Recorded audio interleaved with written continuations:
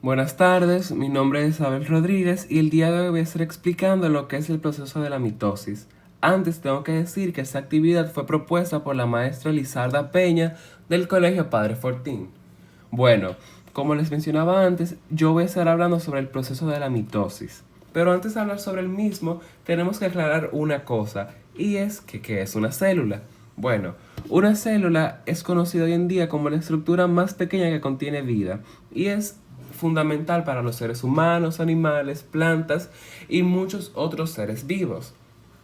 Entonces, la célula, dependiendo del proceso, se divide en partes iguales. Digamos que una célula madre se divide y así tiene células hijas que terminan siendo iguales a ella.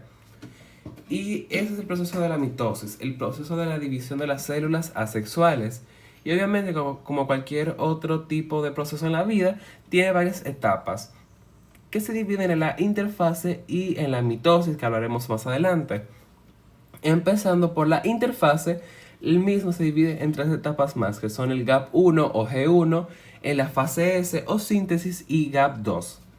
Empezando con lo que es el G1, lo que sucede en esta etapa es que la célula aumenta su tamaño y empieza a sintetizar varias moléculas y proteínas necesarias para la división de la misma.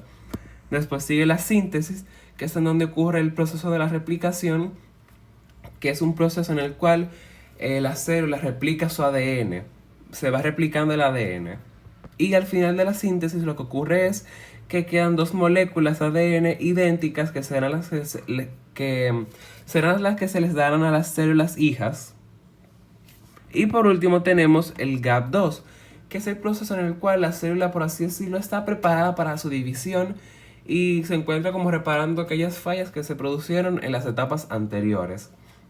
Ya explicado esto, empieza lo que es la división celular de la mitosis, empezando por la profase. Esta etapa se divide en dos partes más, que son la profase temprana y la profase tardía. En la profase temprana lo que sucede es que las fibras de ADN se compactan tanto que se produce lo que es el cromosoma, la estructura que vemos en la pantalla que tiene forma de X. Entonces esto como que se condensa mucho en lo que es el ADN. Y algo muy importante es que en las células animales los centriolos como que se empiezan a ubicar en los polos de la célula. Después, en la profase tardía, lo que sucede es que como se compactaron tanto, las fibras de ADN son visibles en los cromosomas y los mismos se encuentran como por así decirlo habitando en toda la célula. Y se empieza a crear lo que son los usos mitóticos, que son pequeños microtúbulos que se encargarán de la división celular.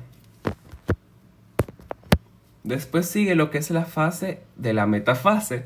En la metafase, los microtúbulos se alargan y, por así decirlo, se enganchan en los cromosomas, lo que hace que se alineen en el medio de la célula. Después sigue el proceso de la anafase. Este proceso es de mucha importancia, ya que cualquier error en el mismo podría hacer que una de las células hijas se quede sin la cantidad de cromosomas o ADN necesario. En la anafase lo que sucede es que los microtúbulos como que empiezan a cortarse, a hacerse más pequeños, por lo que van, por así decirlo, jalando los cromosomas a los polos de la célula. También algo muy importante que hay que resaltar es que es muy común que varios microtúbulos se queden sin conectarse a un cromosoma. Por lo que hacen es duplicar su tamaño, y eso lo que hace es que la célula obtenga ese tamaño, esa estructura ovalada.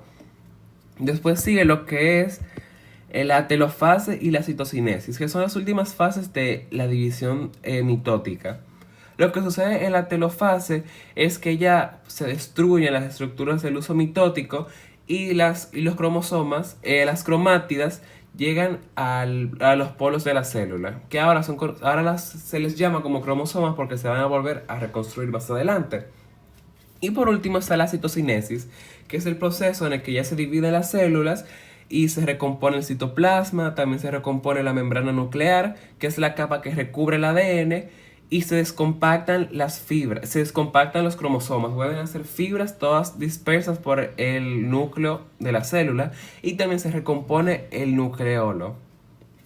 Bueno, espero que esa explicación del proceso de la mitosis haya sido de su comprendimiento, de su ayuda, que puedan entender un poquito más ese proceso y que les haya gustado esta pequeña exposición. Gracias.